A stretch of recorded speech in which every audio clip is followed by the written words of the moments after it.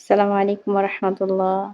কেমন আছেন? গাইজ ইনশাআল্লাহ আশা করি সবাই ভালো আছেন। আলহামদুলিল্লাহ আমি অনেক ভালো। আজকে খুব বেশি ভালো এখন। কেননা আমি আমার মায়ের সাথে আজকে দীর্ঘ অনেকটা সময় পরই কথা বলছি। আসলে আমি মাঝে মধ্যে চেষ্টা করি বাট সুযোগ আমি পাই না সবসময়ের জন্য। আমি আমার মায়ের সাথে আজকে কথা বলছি, ভিডিও কলেও দেখছি।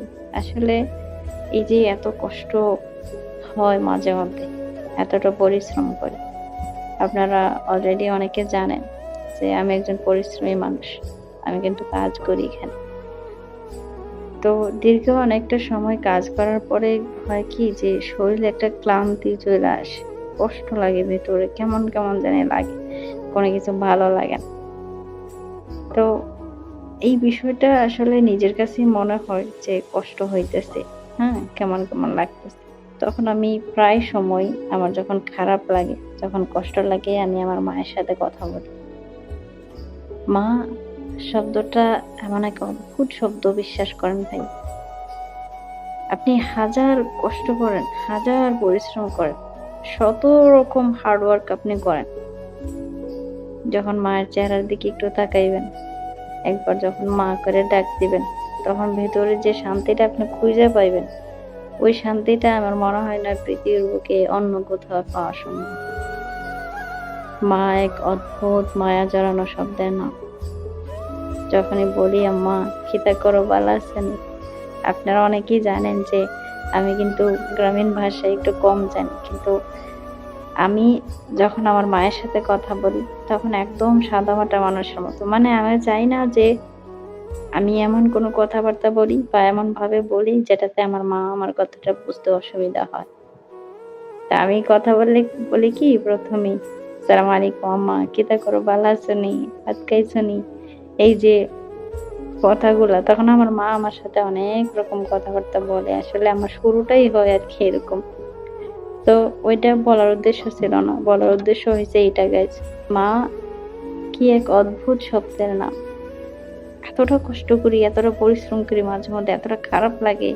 হ্যাঁ, সহ্য করার মতো না মাঝে মধ্যে এরকমটা মনে হয় যে ধ্যাইত্তেরি আর তেরে ভাল লাগে না কাজকর্ম এটা সেটা।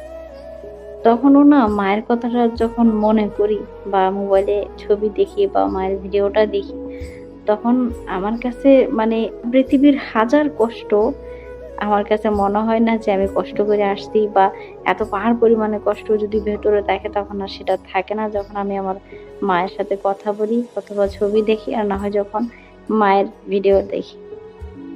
তো গাইজ যাদের মন খারাপ লাগবে, যাদের ভেতরে কষ্ট লাগবে, যখনই ফিল করবেন যে আপনার খারাপ লাগতেছে, আপনার কষ্ট লাগতেছে, তখন একটু কষ্ট করে মায়ের কাছে ফোন দিবেন অথবা বাবার কাছে ফোন দিবেন। ফোন দিয়ে তাদের মতো কইরা কথা বলবেন একটু। মনোযোগ সহকারে কথাগুলো শুনবেন বাবা-মা কি বলে বা আপনি যাই বলবেন যতটুকু বলবেন মন থেকে বলবেন। মানে আপনি যদি ভিডিও কলেও দেখেন, বাবার চেহারার দিকে তাকাইবেন, মায়ের চেহারার দিকে তাকাইবেন। দেখবেন ভিতরে একটা শান্তি খুঁজে পাইবেন। I promise you. আপনি একটাবার চেষ্টা করে দেখেন। একটাবার ট্রাই করে দেখেন যে আমি কথাটা আসলে মজা করে বলছি কিনা। যেটা আমি সবসময় করি। আমার যখনই মন খারাপ হয়, যখনই বেশি খারাপ লাগে, যখনই বেশি পরিশ্রম করি, কষ্ট করি। তা মানুষ তো ভাই একটা পরিশ্রমী মানুষের কষ্ট কতটুকু হইতে পারে যারা পরিশ্রমী আছেন, প্রবাসী আছেন তারাই বুঝবেন। তো আমি করি কি কথা বলার চেষ্টা করি মায়ের সাথে আর না হয় আমার একটা বোন আছে কলিজার টুকরা। আমি তার সাথেও কথা বলি। তো হয়তোবা এখন অনেকে বলতে পারেন যে, "বাবার কথাটা কেনই বা বললা না? তুমি তোমার বাবার সাথে কেন কথা বলো না?"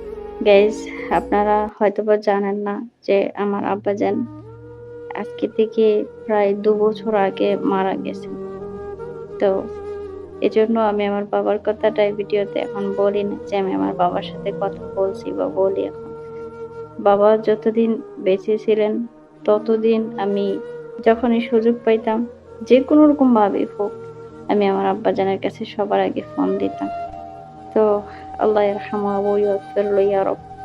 আমার আব্বাজানের কথা যখনই মনে হয় মন মানে না। কষ্ট লাগে, খুব বেশি কষ্ট লাগে।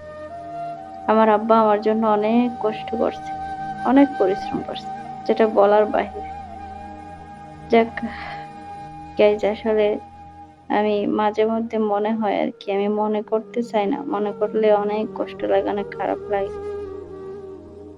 সবচেয়ে বড় কষ্টের বিষয় এটা, কিন্তু আমি আল্লাহ পাকের সব কিছুর উপরে খুশি এবং রাজি। আল্লাহ পাক খুশি হয়েছেন, তার বান্দাকে তার কাছে নিয়ে গেছেন, তাতে আপনার আমার কোনো কিছুই করার নাই। আমি আমার আব্বাজানকে শেষ দেখাটাও দেখতে পারিনি। বিশ্বাস হবে আপনার? যে মানুষটার জন্য আমি এত কিছু করলাম, এত কিছু ত্যাগ করে। যাক গাইস, আসলে আলহামদুলিল্লাহ, আমি আল্লাহ পাকের সকল সিদ্ধান্তের উপর রাজি, খুশি। আল্লাহ মানুষের জন্য যা করে ভালোর জন্যই করে। হয়তোবা দুনিয়ার হায়াত শেষ, যতটুকু রিজিক বরাদ্দ ছিল, যতটুকু হায়াত আল্লাহ পাক আব্বাজানকে দিয়েছিলেন, সেই হায়াতটা হয়তোবা শেষ হয়ে গেছে, এজন্য আব্বাজান চলে গেছেন। বাই দ্য ওয়ে, আলহামদুলিল্লাহ, আসলে কোন কথা থেকে কোন কথা চলে গেছি গাইজ। কথা বলতেছিলাম যে যখন মন খারাপ লাগবো, যখন ভেতরে কষ্ট লাগবো, অশান্তি অশান্তি একটা ফিল হইব ভেতরে, তখন যাদের বাবা মা বেঁচে আছে তারা আপনারা বাবা মার কাছে ফোন দেবেন, কথা বলবেন, বা যদি দেশে থাকেন বাবার সঙ্গে একটু মিট করবেন, মায়ের সাথে একটু বসবেন, কথা বলবেন, চেহারার দিকে খেয়াল করবেন, মার চেহারার দিকে তাকাবেন, বাবার চেহারার দিকে তাকাবেন, যতটা সম্ভব কাছাকাছি থাকবেন। দেখবেন ভেতরে যত রকম অশান্তি আছে, যত রকম ক্লান্তি আছে, সব দূর হয়ে যাবে। That's magic for you. এখন অনেকে হয়তোবা বলতে পারেন যে আমার তো বাবাও নাই, মা নাই, বা মা আছে বাবা নাই, বাবা আছে মা নাই। গাইজ, আপনাদের কাছেও আমি অনুরোধ করব, আপনারা এই বিষয়টা নিয়ে কষ্ট নেবেন না। মা নাই, বাবা মারা গেছেন, অথবা মা মারা গেছেন, এটা আসলে অবশ্যই কষ্টের বিষয়, এটা আমি স্বীকার করি, কিন্তু এই বিষয়ের প্রতি নারাজ থাকবেন না যে আল্লাহ পাক কেন আমার বাবাকে নিয়ে গেল, কেন আমার মাকে নিয়ে গেল। হ্যাঁ, ওটা সেটা, এই বিষয়টা নিয়ে ভেতরে কষ্ট রাখবেন না, এতে করে আল্লাহ নারাজ হয়ে যাবো আপনার প্রতি। তো গাইস, অবশ্যই দোয়া করি ইনশাআল্লাহ যাদের বাবা মা পৃথিবীতে নাই, আল্লাহ পাক যেন তাদেরকে মেহেরবানি করে ক্ষমা করে দেন, এবং জীবনের সকল গুনাহ খাতাগুলো যেন তাদেরকে মাফ করে দেন। এবং যাদের বাবা মা বেঁচে আছেন, অবশ্যই এটার জন্য দোয়া করি আল্লাহ পাক যেন তাদেরকে দীর্ঘ নেক হায়াত দান করেন। তো গাইস, ভালো থাকবেন সবাই, সুস্থ থাকবেন। অনেক কথা বলে ফেলছি, দেখা হবে পরবর্তী কোনো এক ভিডিওতে ইনশাআল্লাহ। আসসালামু আলাইকুম ওয়া রাহমাতুল্লাহ।